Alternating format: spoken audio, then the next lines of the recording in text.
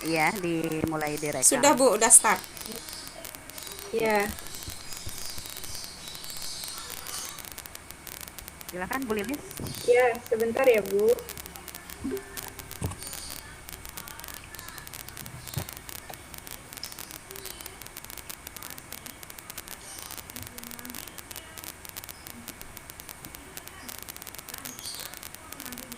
Eh, Assalamualaikum warahmatullahi wabarakatuh. Waalaikumsalam warahmatullahi wabarakatuh. Puji syukur kehadirat Allah Subhanahu wa Ta'ala yang telah melimpahkan rahmat dan karunia-Nya kepada kita, sehingga pada kesempatan hari ini kita bisa berkumpul untuk belajar bersama. Insya Allah, pada kesempatan kali ini eh, akan diadakan kegiatan pembelajaran dengan presenter Ibu Robiul Ernawati, SPD dari SMA Negeri 14 Kota Bekasi. Selanjutnya akan dipandu oleh moderator Ibu kita Dr. Randa Nur Samsul Hayati. Demikian saja yang dapat saya sampaikan secara singkat. Kepada Ibu moderator, waktu dan tempat kami persilahkan. Terima kasih. Ya, terima kasih kepada Ibu Lilis sebagai host yang sudah memberikan waktunya kepada saya untuk memandu kegiatan hari ini. Assalamualaikum warahmatullahi wabarakatuh. Waalaikumsalam warahmatullahi wabarakatuh.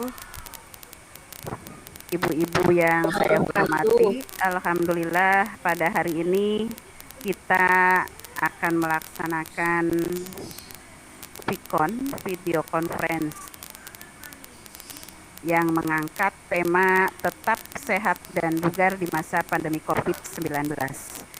Di sini ada narasumber kita yaitu Ibu Robiul Ernawati dari SMA Negeri 14 Bekasi. Dan apa isi dari judul yang diangkat oleh Ibu Erna, yaitu tetap sehat dan bugar di masa pandemi COVID-19. Silakan nanti akan dijelaskan sampai tuntas oleh Ibu Erna. Kepada Ibu Erna, saya persilahkan. Terima kasih Bu Nur sebagai moderator, terima kasih Bu Lilis sebagai host. Assalamualaikum warahmatullahi wabarakatuh.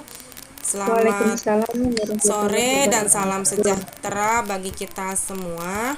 Salam sehat untuk kita semua Bapak Ibu.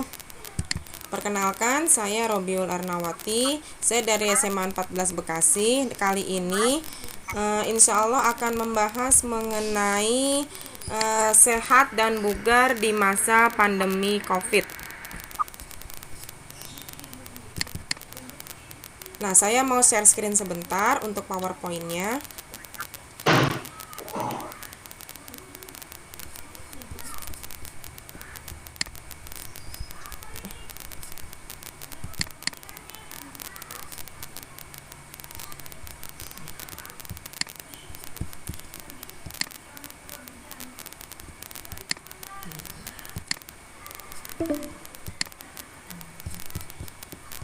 Nah, puji syukur kita panjatkan kehadirat Allah Subhanahu wa Ta'ala atas nikmatnya hari ini kita semua bisa berkumpul secara virtual untuk membahas hal-hal yang bisa kita lakukan untuk bisa tetap sehat dan bugar selama masa pandemi COVID. Mohon maaf, Ibu-ibu bisa dilihat PPT-nya? Ya, sedang Sedang ya. Oh ya. Ya, sudah. Oke. Ya, sehat dan bugar di masa pandemi COVID.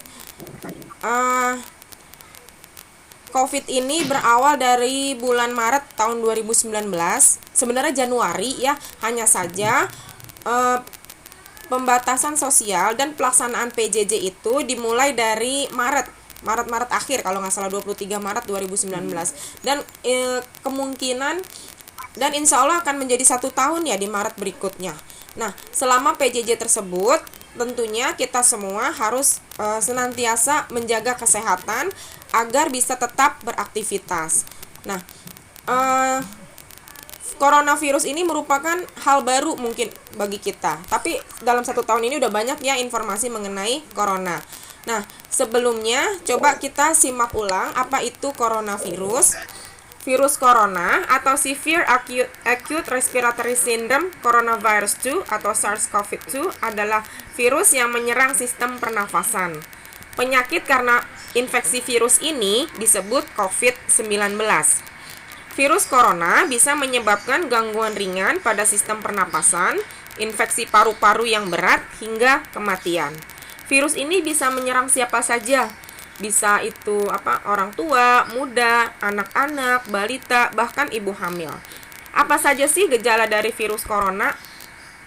Nah, beberapa gejala yang paling biasa dan sering ditemukan adalah demam, batuk kering, dan kelelahan. Nah, ini ada di most common symptoms, gejala yang paling sering. Yang paling biasa, demam, batuk kering, dan kelelahan. Kemudian, less common symptoms, gejala yang muncul, tapi tidak sesering yang pertama ini. Pokoknya kalau demam, batuk kering, kelelahan, nah itu mungkin gejala utamanya ya. Nah, kemudian yang lessnya itu sakit tenggorokan, diare, kemudian nyeri, kemudian sakit kepala, ada headaches, kehilangan rasa atau bau, penciuman, a rash on skin, ada ruam-ruam di kulit, ya kan? Kemudian di sini perubahan warna di jari dan kaki, di jari tangan dan jari kaki.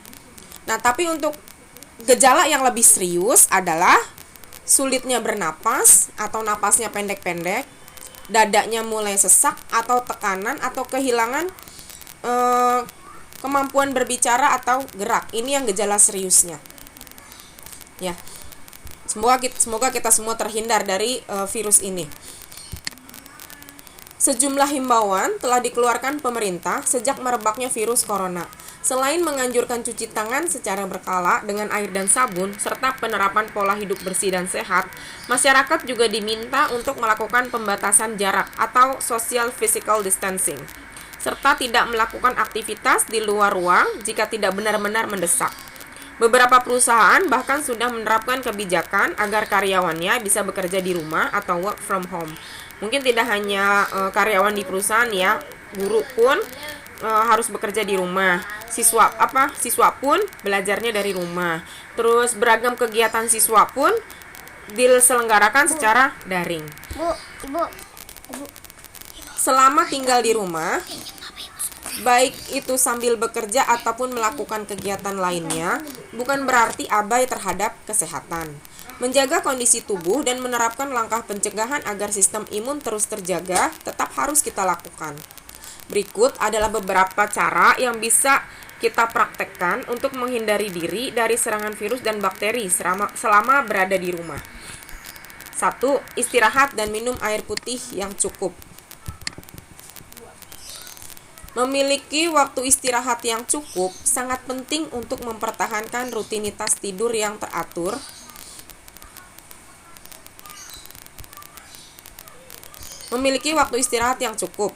sangatlah penting untuk mempertahankan rutinitas tidur yang teratur agar hari-hari tetap berjalan sesuai pola normal. Pastikan kita tidak begadang karena dapat berakibat buruk pada kesehatan. Selain cukup istirahat, pastikan diri Anda selalu terhidrasi dengan baik lewat konsumsi air putih secara teratur dalam jumlah yang cukup. Nah, kalau bisa jam tidur itu beriringan dengan waktu terbit dan terbenamnya matahari, karena ini kan negara kita kan kebetulan negara di garis khatulistiwa. Nah, insya Allah siang malamnya itu sama jumlah jamnya. Nah, jika jam tidur kita mendekati dengan matahari, itu insya Allah kita akan memiliki kualitas tidur yang bagus. Jadi misalkan habis sholat isya kurang lebih jam 8 jam 9, nah nanti bangunnya tuh mendekati matahari terbit, misalkan ya kisaran jam 4, waktu-waktu subuh lah, waktu-waktu fajar gitu ya. Nah, insya Allah kualitas tidur kita baik gitu. Jadi tidak begadang, tidak tidur larut. Nah, selain itu juga mengkonsumsi air putih. Untuk mendukung tubuh sehat, kita juga perlu minum air putih tadi seperti disampaikan, yaitu 8 hingga 10 gelas setiap hari. Walaupun air putih merupakan pilihan yang terbaik, namun kebutuhan air juga dapat dipenuhi dengan mengonsumsi teh, kopi, jus, dan sebagainya. Tapi sebenarnya yang terbaik memang air putih, ya. Yang kedua, makan sehat dan mengkonsumsi vitamin. Banyak yang mengatakan bahwa tinggal di rumah selama pandemi COVID-19 adalah momen baik bagi tubuh untuk memperoleh gizi seimbang. Atur menu makanan Anda dan keluarga agar tetap memenuhi unsur-unsur zat gizi yang lengkap dalam jumlah yang sesuai, tidak lebih dan tidak kurang. Anda juga dapat menerapkan konsep piring makanku, dalam tanda kutip ya, yang memenuhi kaidah gizi seimbang sebagai berikut. Nah, setengah porsi piring makan berupa sayur dan buah beraneka jenis dan warna. 1/4 porsi piring makan diisi protein, baik hewani, entah itu telur, ayam, ikan, atau daging, maupun nabati, yaitu kacang-kacangan. 1/4 porsi piring makan diisi karbohidrat kompleks, bisa berupa beras atau biji-bijian. Lengkapi dengan minyak sehat, contoh minyak zaitun, kedelai, jagung, kanola. Hindari minyak yang mengandung lemak jenuh atau kolesterol tinggi. Kemudian konsumsi cukup air putih. Batasi konsumsi susu hingga 2 gelas per hari, jus sekitar 1 gelas per hari, dan hindari minuman dengan kandungan gula tinggi. Penting sekali untuk mengkonsumsi makanan segar atau yang diproses minimal setiap hari. Jadi makanan itu tidak terlalu banyak diangetin, ya. Misalkan masak pagi, kalau bisa siang atau sore sudah habis gitu. Jadi nggak diangetin untuk besok atau besoknya lagi. Kemudian berusahalah mengurangi cemilan, apalagi yang rasanya asin, manis, dan lezat. Nah, cemilan-cemilan ini sebenarnya bisa diganti dengan buah segar. Jika masih mengonsumsi minyak lemak, maka secukupnya saja, termasuk mengurangi makanan yang digoreng, yang memang rasanya lebih lezat. Sebenarnya kalau misalkan baru saja mengkonsumsi makanan yang mengandung minyak, lemak, atau gorengan, baiknya itu ditutup dengan buah. Entah itu buah jeruk atau buah yang jelas yang mengandung vitamin C tinggi, itu bagus untuk daya tahan tubuh. Nah, dengan mengatur pola makan yang baik, sebetulnya kita tidak perlu lagi mengkonsumsi vitamin atau suplemen, kecuali untuk individu yang sedang kurang sehat atau sedang mengalami kelelahan yang luar biasa saat pekerjaan menumpuk. Nah, itu bisa ditambah dengan suplemen. Dan juga bagi orang tua, terutama yang rentan dengan penyakit, kadang juga disarankan mengkonsumsi beberapa suplemen sesuai dengan kebutuhannya. Gitu. Oke, selanjutnya adalah menjaga higienitas. Walaupun berada di dalam rumah untuk waktu yang cukup lama, Anda tetap harus memprioritaskan kebersihan diri dan lingkungan sekitar. Pastikan mencuci tangan dengan sabun dan air mengalir selama minimal 20 detik secara berkala, seperti sebelum dan setelah makan, setelah dari toilet, setelah beraktivitas, dan jika tangan kotor. Jika batuk atau bersin, tutupi hidung dan mulut dengan tisu. Nah, setelahnya, segera buang tisu ke tempat sampah dan mencuci tangan hingga bersih. Nah, ini hal-hal yang bisa dilakukan untuk menjaga higienitas atau kebersihan. Kebersihan rumah juga harus dijaga. Bersihkan tempat-tempat yang memungkinkan kuman bersarang, seperti sela-sela lemari, belakang hiasan dinding, dan bagian dalam gorden. Bagi Anda yang memiliki area bekerja di rumah, jaga kebersihan lingkungan kerja seperti meja dan laptop secara berkala. Karena mungkin saking sibuknya, saking asiknya menggunakan laptop atau meja, hingga lupa kapan terakhir laptop dibersihkan. Bisa menggunakan kuas atau mungkin sikat yang halus, tisu untuk membersihkan laptop dan meja. Untuk meja dengan lap. Nah, yang keempat adalah melaksanakan aktivitas fisik yang baik, benar, terukur, dan teratur. Nah, berolahraga teratur dan berjemur sangat diperlukan untuk mendapatkan vitamin D langsung dari sinar matahari serta istirahat yang cukup. Apa sih aktivitas fisik yang baik, benar, terukur, dan teratur itu? Aktivitas fisik yang baik adalah aktivitas fisik yang dilakukan sesuai kondisi fisik dan kemampuan. Jadi tidak memaksakan diri. Selain itu, aktivitas fisik juga sebaiknya dilakukan di lingkungan yang tidak berbahaya serta menggunakan pakaian dan sepatu yang nyaman. Nah, pastikan melakukan aktivitas fisik ini di tempat yang memang tidak bahaya gitu. Ya, jadi tidak dalam jangkauan orang yang terpapar. Kemudian, aktivitas fisik yang benar. Apa itu aktivitas fisik yang benar? Aktivitas fisik yang benar adalah aktivitas yang dilakukan tidak secara terburu-buru. Jadi bisa dinikmati, tenang. Yang dilakukan secara tenang, tidak terburu-buru. Ya, jadi enjoy aja melaksanakan aktivitas ini. Ya. Jadi dilakukan secara bertahap dan urutannya benar. Saat olahraga misal diawali dengan pemanasan, jalan ringan, lari-lari ringan, kemudian peregangan otot, ya kan? Nah, kemudian itu sebelum dilakukan latihan inti atau latihan utama. Contohlah dalam aerobik. Aerobik itu kan ritmenya cepat, ya kan? Nah, sebelum masuk ke musik beritme cepat, itu biasanya diawali dengan pemanasan. Jadi pemanasan tuh gerakannya yang agak lambat. Jadi dia peregangan dulu kurang lebih 15-30 menit. Nah, baru setelah mulai agak berkeringat, baru masuk ke intinya yang musiknya mulai cepat. Nah, setelah musiknya cepat itu selama 30 menit, nah baru diakhiri dengan pendinginan.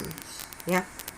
Diakhiri dengan pendinginan setelah berolahraga dengan gerakan yang lambat, dengan mengatur nafas keluar masuknya bagaimana. Nah, itu. Nah, bagaimana dengan aktivitas fisik yang terukur? Aktivitas fisik yang terukur itu aktivitas fisik yang tidak dilakukan secara berlebihan. Intensitas dan lamanya latihan harus disesuaikan dengan kondisi tubuh dan ditingkatkan secara bertahap. Nah, jadi misalkan hari ini 15 menit, berikutnya 30 menit kayak gitu. Nah, yang jelas tidak memaksakan diri hingga nanti akhirnya malah terlalu lelah. Ya, terlalu lelah juga kan bisa menyebabkan cedera. Nah, jadi kalau misalkan dia terukur akan memiliki tujuan, akan bisa mengurangi resiko terjadinya cedera. Entah cedera karena terkilir, entah karena kesleo, yang jelas berhubung aktivitasnya terukur, nah bisa mengurangi resiko terjadinya hal-hal tersebut. Nah, untuk aktivitas fisik yang teratur, ini dilakukan secara teratur, setidaknya 3 hingga 5 kali dalam seminggu.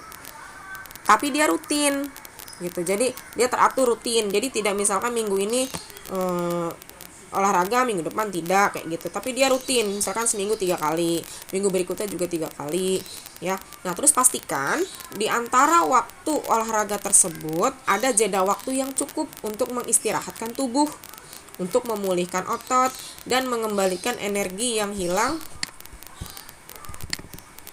saat berolahraga. Mengembalikan energi yang hilang saat berolahraga.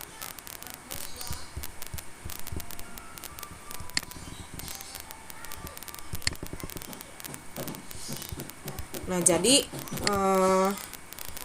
meskipun baru selesai olahraga, ya kan, tetap bisa melakukan olahraga lagi di waktu berikutnya, gitu. Jadi ada jeda waktunya. Jadi ketika nanti di waktu tersebut melaksanakan olahraga, tetap bisa fit. Itu untuk aktivitas fisik yang teratur.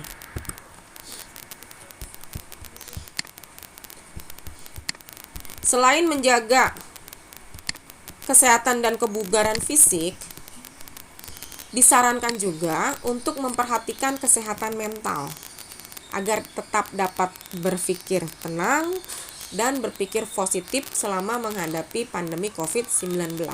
Jadi dalam keseharian bisa menikmati momen-momen di rumah, menikmati bekerja dari rumah, menikmati belajar dari rumah, tidak berpikir aneh-aneh terlalu jauh atau apa hingga akhirnya stres sendiri. Kan kalau stres berpengaruh terhadap hati dan lingkungan, dan berpengaruh juga terhadap orang-orang di sekitar kita gitu. Jadi berusaha tetap enjoy, berusaha tetap berpikir positif dan tenang. Nah, selalu selektif terhadap informasi yang didapat, dan pastikan hanya menerima dari sumber yang akurat dan dapat dipercaya. Jadi tidak mudah termakan isu atau pesan berantai, terutama lewat WA, terutama lewat Facebook. Nah, di sini mungkin kemampuan literasinya juga ya diuji gitu, kemampuan literasi kita diuji. Menganalisis teksnya, apakah ini teks hoax, apakah ini teks fakta, atau ini teks ya hoax gitu kan. Ini fakta apa hoax nih gitu. Kita harus bisa mengidentifikasi baik itu dari kalimat yang digunakan, baik itu dari segi bahasa, memprovokasi atau tidak, informatif atau tidak. Kalaupun informatif, diucapkan nama dokter XXX misalkan, apa benar nih dari dokter X kayak gitu kan? Apa iya dokter X ini ada? Jangan-jangan hanya pesan berantai saja yang tidak ada selesainya gitu. Jadi kita sendiri pun harus selektif dan harus berusaha menerima informasi dari sumber yang akurat. Yang jelas cek dan recheck lah, cek dan recheck, dicek ulang kebenarannya, entah itu lewat Google, entah apa. Sekarang kan mudah sekali untuk ngecek kebenaran informasi yang kita terima. Kemudian berkomunikasilah selalu dengan keluarga dan sahabat untuk menanyakan kabar, untuk memberikan dukungan, atau melakukan kegiatan bersama lewat video call. Meskipun kita tidak bisa bercengkrama dengan sahabat secara offline, tapi secara online kita bisa saling memberikan dukungan. Kita bisa saling berkegiatan bersama, entah itu lewat video call atau lainnya. Kita bisa saling menanyakan kabar. Jadi paling tidak waktu tidak bosan lah, tidak jenuh lah, tidak merasa bosan, tidak merasa jenuh, tetap ada sahabat yang tetap hadir meskipun secara virtual. Nah, jangan lupa tetap bahagia dan bersemangat, karena hal ini merupakan modal penting untuk mendukung kesehatan tubuh dan mental, agar kita dapat menekan resiko serangan penyakit. Nah, ini kuncinya, tetap bahagia dan bersemangat. Selalu berpikiran positif. Nah, itu. Oke, berikutnya pencegahan lainnya yang bisa kita lakukan adalah 1. Menggunakan masker. Pastikan kita menggunakan masker jika keluar rumah.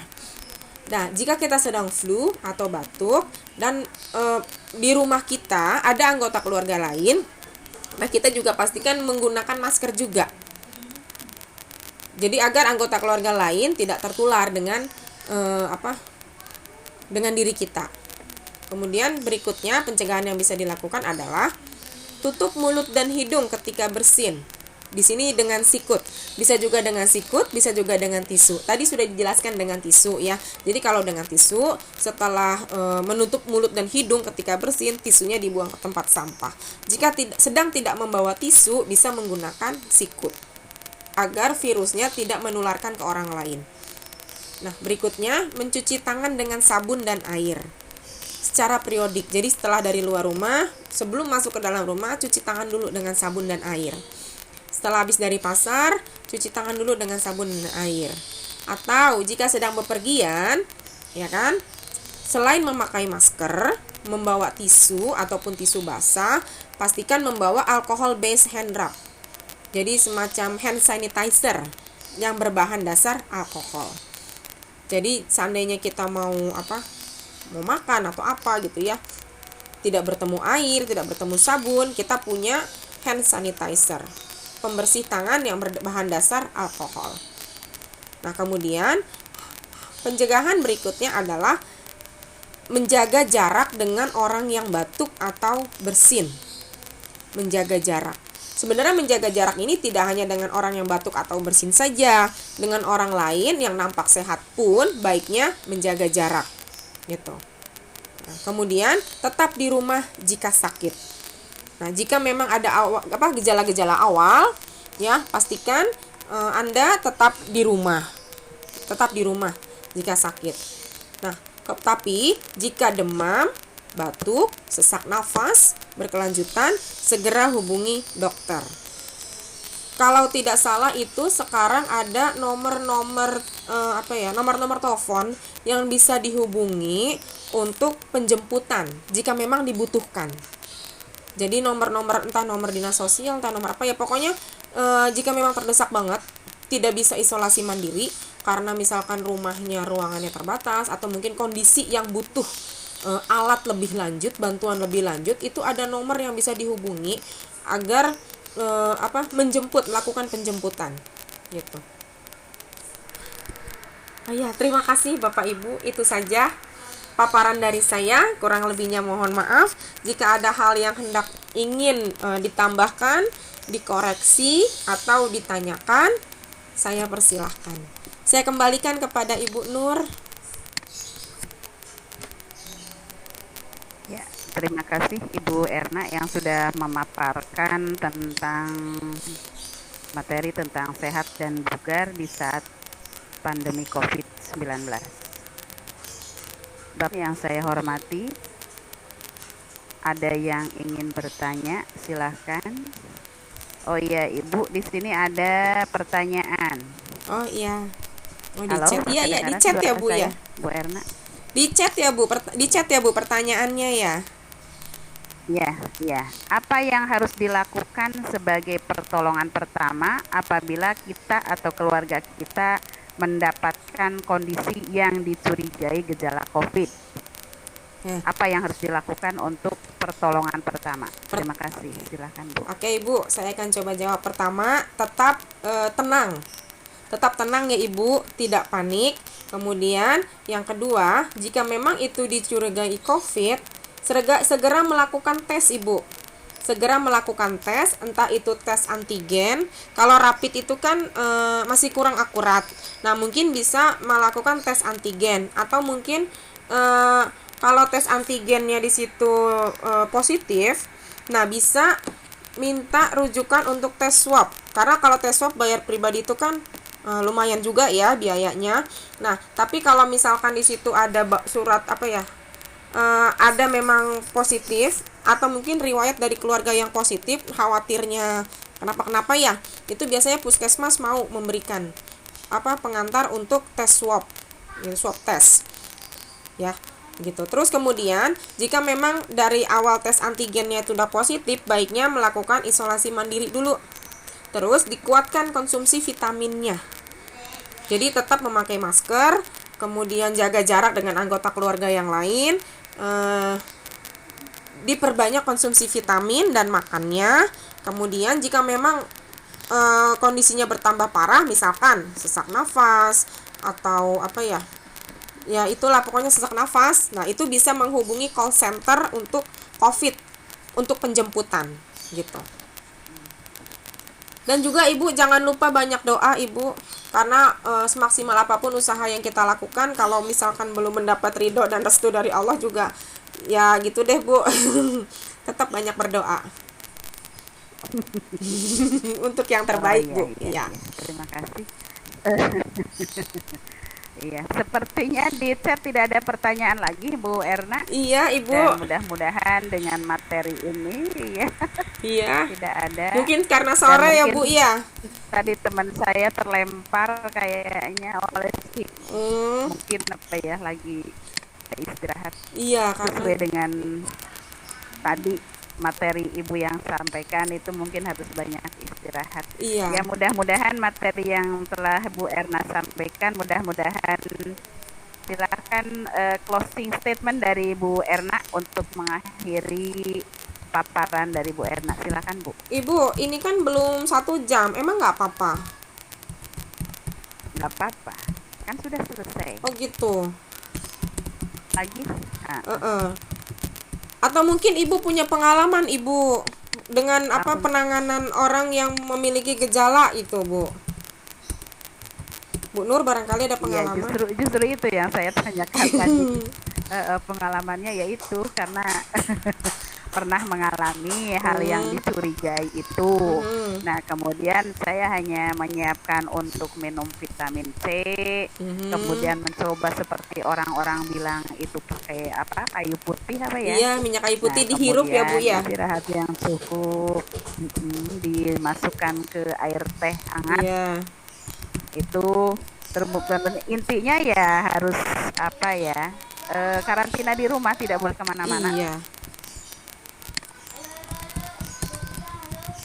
Iya betul Ibu. Jadi ada gejala vitamin sudah sehat. Itu pengalaman yang diperoleh oleh saya pernah kemarin. Kalau saya karena ini Bu, beberapa tetangga sempat ada yang positif ya kan. Nah terus mungkin karena merasa sudah sesak ya Bu ya, jadi mereka menghubungi call center. Nah itu ada ambulan yang datang untuk menjemput mereka gitu. Jadi makanya tadi saya menyampaikan iya dijemput. Jadi ada ambulan datang menjemput. Kebetulan ambulannya lewat depan rumah saya. Jadi saya ya kebetulan lihat gitu Ibu. Saya begitu sembuh sih, kita kan nanya-nanya ya Bu ya. Begitu sembuh ya kan. Kita kan ya, Bu, ya, iya kita nanya-nanya gitu kan, begitu sembuh gitu kan. Kan ngeri juga kan.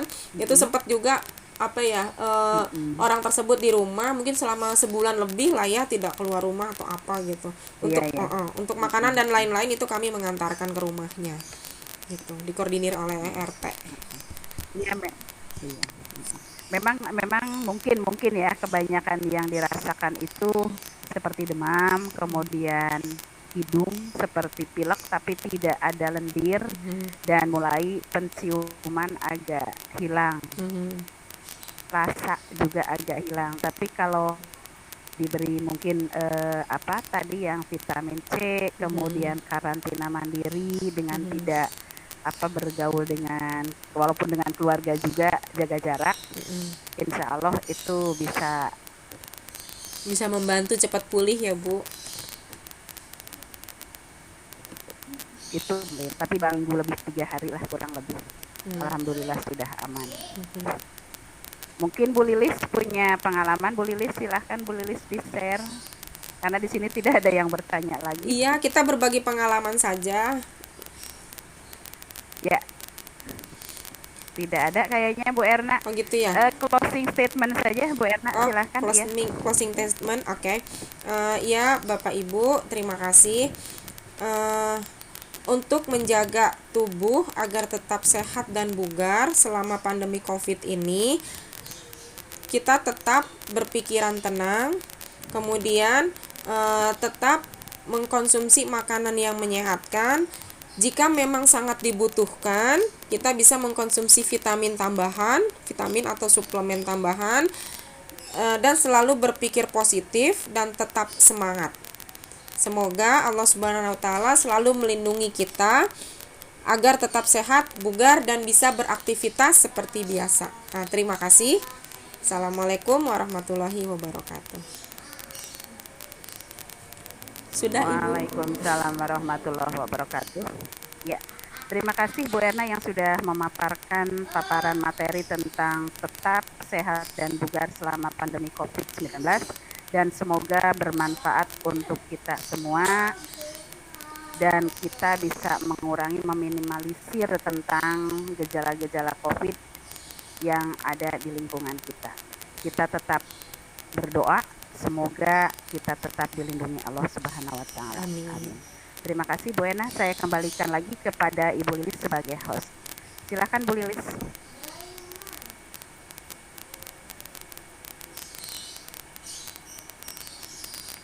Ya, Bu Lilis. Silakan untuk Bu Nur, melanjutkan. Bu Nur, nanti hasil rekamannya saya kirim ke Ibu atau saya upload di YouTube saya dulu, nanti link YouTube-nya saya kirim ke Ibu atau gimana?